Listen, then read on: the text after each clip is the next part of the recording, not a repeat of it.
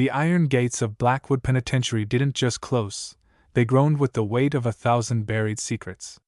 For Devin, a 21-year-old with a frame that looked more suited for a university library than a high-security cell block, the sound was a death knell. He stood in the intake center, the fluorescent lights flickering overhead like a dying heartbeat. His oversized orange jumpsuit hung off his narrow shoulders, making him look even more out of place among the sea of hardened faces and tattooed skin.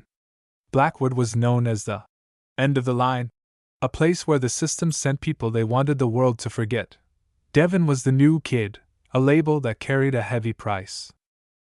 In the predatory ecosystem of the prison, novelty was synonymous with vulnerability.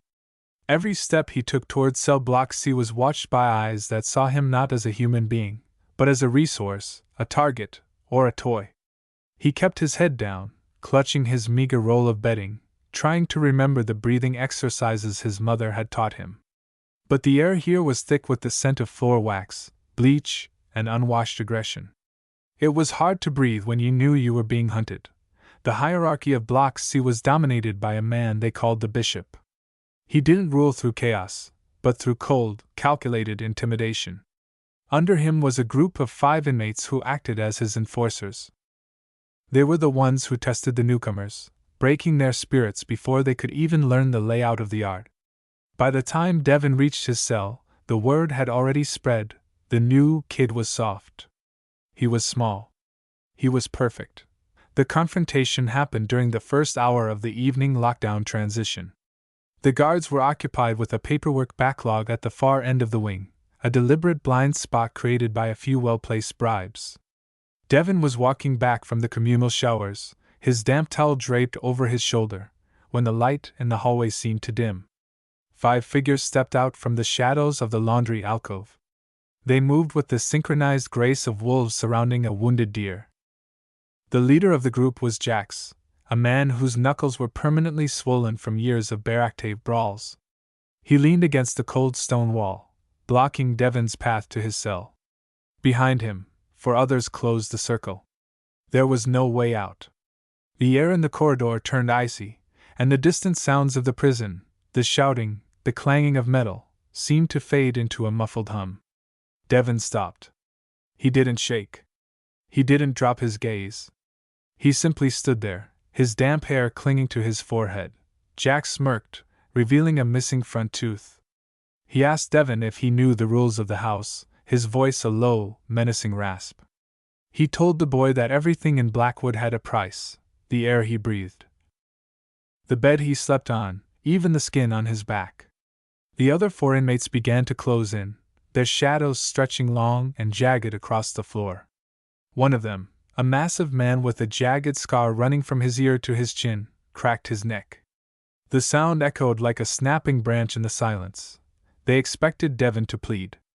They expected him to offer his canteen credits, his shoes, or his dignity. They had seen this 100 times before. The ritual of the break-in was a cornerstone of life in Block C. But as Jax reached out a tattooed hand to grab Devin's collar, the boy did something that made the entire group freeze. He didn't flinch. Instead, he stepped forward, closing the distance between his chest and Jax's hand, and looked the leader directly in the eyes with a calm that was utterly terrifying in its stillness. Devin spoke, and his voice wasn't the trembling whisper of a victim. It was clear, resonant, and carried a weight of authority that didn't match his youthful appearance. He told Jax that he had been watching them since he arrived. He told them he knew about the Bishop's missing shipments, the hidden cell in the basement of the workshop, and the exact date the warden's private accounts began to leak. The smirk on Jax's face vanished, replaced by a mask of confusion and rising anger. He asked Devin who the hell he thought he was talking to, but Devin wasn't finished. What he said next would become the stuff of prison legend within the hour. He leaned in closer to Jax, his voice dropping to a level that only the 5 of them could hear. He told them that he wasn't there because he had been caught. He was there because he had been sent. He told them that by this time tomorrow, the Bishop would be a memory, and the 5 of them would be looking for a new master. He looked at each of them in turn, his eyes cold and analytical, and asked them if they wanted to be on the side that survived the purge, The 5 inmates stood paralyzed. It wasn't just the words, it was the absolute certainty in Devin's tone. He spoke as if he were reading a history book that had already been written. The massive man with the scar took a half step back, his eyes darting toward the security cameras that were currently pointed away.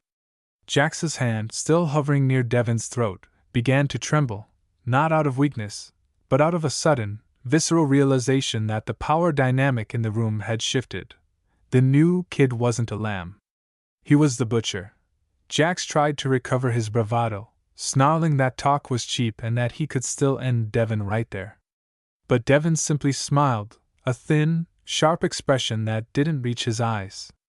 He told Jax to check his left pocket.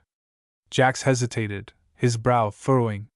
Slowly, he reached into his jumpsuit pocket and pulled out a small, laminated card.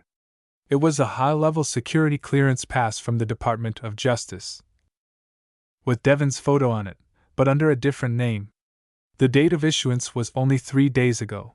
The silence that followed was absolute. The 5 inmates looked at the card, then at the boy standing before them, and then at each other. They realized they weren't standing in front of a victim, they were standing in front of a ghost, a man who lived outside the rules they had spent their lives trying to master. Devin told them that the cameras would be back online in exactly 60 seconds. He gave them a choice. They could finish what they started and face the consequences of assaulting a federal asset, or they could walk away and consider his offer of protection when the walls of Blackwood began to crumble. Without a word, Jax tucked the card back into his own pocket, his face pale. He glanced at his crew and gave a sharp, subtle nod. The circle broke. The 5 men stepped back into the shadows as quickly as they had emerged, disappearing into the darkness of the corridor without looking back. Devin stood alone in the hallway for a moment, the silence returning to the prison wing. He took a deep breath, adjusted the towel on his shoulder, and walked calmly toward his cell. The walk was different now. The eyes that followed him weren't predatory anymore, they were curious, tinged with a new kind of fear. Word of the encounter began to ripple through the block like a tidal wave. The new kid hadn't just survived. He had dismantled the most feared crew in the wing using nothing but words and a piece of plastic. As the cell doors began to slide shut for the night, the bishop sat in his luxury cell at the end of the hall, unaware that his empire had just been challenged by a boy who shouldn't have been there. Devin sat on his thin mattress, listening to the mechanical clatter of the locks. He knew the real danger was only beginning. He had played his first card, but the game was vast, and the players were desperate. He stared at the concrete wall, his mind already calculating the next move. He wasn't here to serve time, he was here to end an era. And by the time the sun rose over Blackwood the next morning, nothing would ever be the same again. The fight no one expected had started long before he entered the gates, and Devin was the only one who knew how it was going to end. The first light of dawn over Blackwood Penitentiary didn't bring warmth. It only illuminated the cold reality of the power shift that had occurred overnight. By breakfast, the atmosphere in the mess hall was thick enough to choke on. The 5 enforcers who had cornered Devin the night before were uncharacteristically quiet, sitting at the edge of the room, their eyes darting toward the new kid, with a mixture of reverence and terror. Devin sat alone at a central table, a neutral island in a sea of rising tension. He didn't eat much. His mind was already 3 moves ahead, anticipating the inevitable strike from the top of the pyramid. The bishop did not like anomalies. Sitting in his elevated section of the cafeteria, surrounded by a wall of human muscle, the prison kingpin watched Devin with the eyes of a man who had seen empires rise and fall. The bishop was a man of refined cruelty, a former cartel strategist who ran Blackwood like a private corporation. To him, Devin was a glitch in the software, a bug that needed to be erased before it corrupted the entire system. He didn't care about the rumors of federal ties or mysterious cards, he cared about the optics of his own authority. If a boy could make his best men flinch, the bishop's crown was already slipping. The retaliation began not with a blade, but with a psychological squeeze. Throughout the morning, the guards, most of whom were on the bishop's payroll, initiated a series of random cell tossings and shakedowns. They tore Devin's cell apart, shredding his mattress and confiscating his few belongings, looking for anything that could be used as leverage. Devin watched from the corridor, his hands behind his back, a faint, almost pitying smile on his lips. He knew they wouldn't find anything. The card Jax had seen wasn't in the cell, it was a ghost, a piece of theater designed to buy time.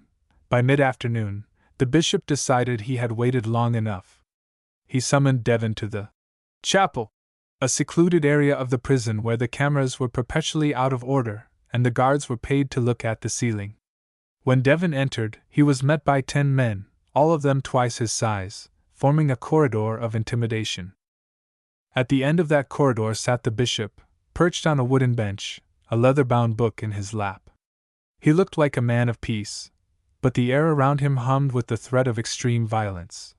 The bishop closed his book and looked up, his voice smooth like aged whiskey. He told Devin that he had heard a very entertaining fairy tale about a boy with a magic card and a secret mission. He laughed, a dry, rattling sound, and said that in Blackwood, the only mission was survival, and the only federal authority was the strength of one's grip.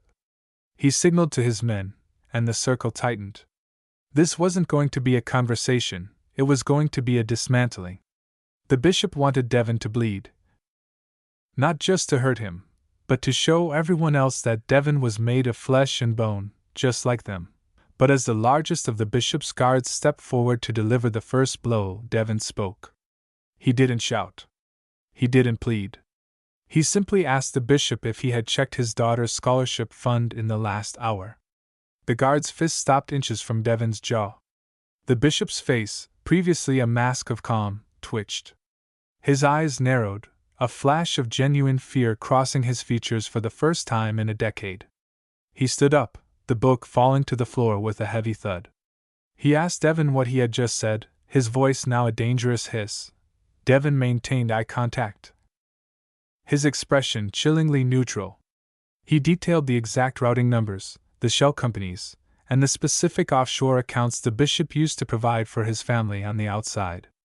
He told the bishop that his daughter, currently studying in London, believed her father was a successful businessman, not a warlord in an orange jumpsuit. He explained that as of 3 minutes ago, those accounts were frozen.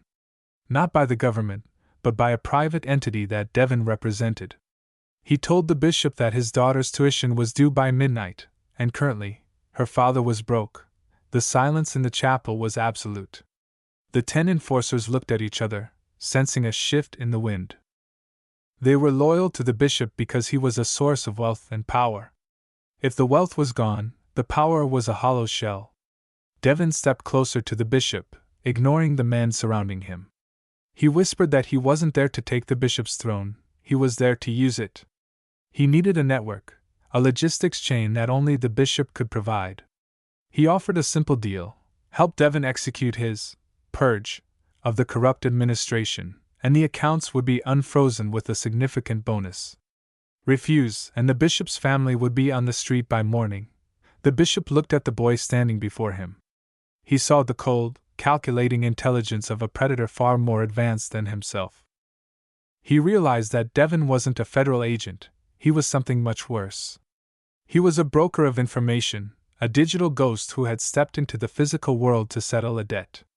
The bishop's hand trembled slightly as he reached out to steady himself on the bench. He saw his empire crumbling, not from a riot or a raid, but from a string of code. He looked at his men, then back at Devin, and finally gave a slow, defeated nod. The news hit the prison yard like a lightning strike. The bishop and the new kid were seen walking together through the yard, talking in hushed, urgent tones. The hierarchy of Blackwood didn't just break, it inverted. The guards, sensing the change, became hesitant, their usual bravado replaced by a nervous compliance. Devin wasn't just a prisoner anymore, he was the architect of a new order. He began to organize the inmates, not into gangs, but into cells of specialized talent. He found the hackers, the former bankers, the disgraced lawyers, the men the system had discarded but who still possessed the keys to its destruction. That night, the warden's office was a scene of frantic activity. Warden Miller, a man who had grown fat on the bribes of the bishop and the illegal labor of the inmates, knew his time was running out. He saw the shift in the yard. He saw the way the inmates looked at Devin. He realized that the boy wasn't a prisoner, he was a Trojan horse. Miller ordered a full lockdown and called for the tactical response team, but when he tried to pick up his phone, the line was dead. The screens in his office flickered, and instead of the security feeds, they showed a single message. The audit has begun. In his cell, Devin sat in the dark, the green light of a smuggled handheld device reflecting in his eyes. He had spent months preparing for this. Blackwood wasn't just a prison, it was a data hub for some of the most corrupt politicians in the country. He had entered the gates to retrieve the one piece of evidence that could bring the whole house of cards down. Now, with the bishop under his thumb and the inmates mobilized, he was ready to strike the final blow. He heard the sirens in the distance, the sound of the tactical teams arriving, but he didn't move. He had already hacked their communications. He knew exactly where they would enter and how they would be neutralized. The fight no one expected was no longer a brawl in a hallway or a struggle for a bunk. It was a war for the soul of the system. Devin stood up as the cell doors began to slide open, not by the command of the guards, but by his own hand. He stepped out into the corridor, where hundreds of inmates stood waiting, their faces illuminated by the emergency lights. They didn't see a boy. They saw a leader. Devin looked at the bishop, who was standing at his side, and said one word. Now. As the first tear gas canisters began to fly into the block, the new kid led the charge into the heart of the machine, ready to finish what he had started.